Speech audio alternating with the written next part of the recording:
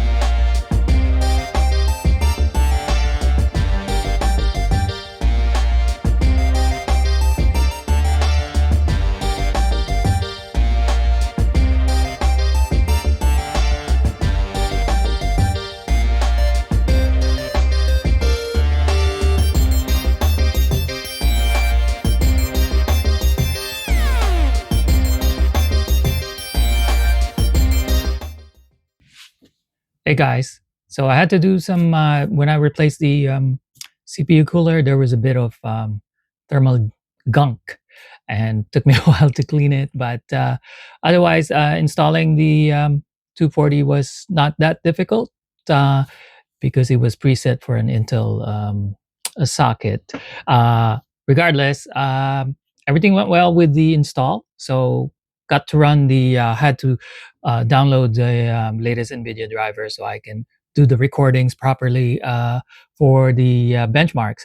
And as you saw, um, I started at 4.5 gigahertz. Now the 6700K has a base clock of 4 gigahertz and turbos up to 4.2. So to start at 4.5 was already ambitious, but it passed it with flying colors.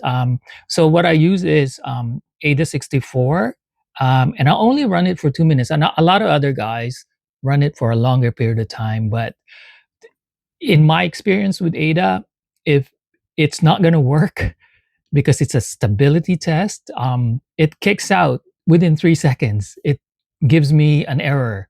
If it goes past, a short period of time, it will basically stop the test. So for me to run it 2 minutes, I'm okay with that. So after 4.5, I ran it at 1.35 volts. I went, I jumped ahead to 4.7 at 1.36, and same result. It passed it. The temperature max I think I saw was 71, 73 maybe, but it was pretty stable. Then this is when I got ambitious and I went to 4.8, and I tried it at 1.365. 2 seconds, froze. And then tried it at 1.37, 3 seconds, freezing. So I said, well, that's another thing for another day. So I went back to 4.7, ran it again. I did the recording again, and it ran fine for another 2 minutes. So that's what we have. $50, 6700K running at 4.7 right now. Now, for the real world testing, we're gonna do some gaming, and I'm gonna do a separate video for all that too. Uh, but for now, that we're gonna leave it at that. I'm happy with the $50 that I spent, and so if you like this video, click on like, leave a comment if you'd like, and most of all, please subscribe. Until the next video, guys. Bye.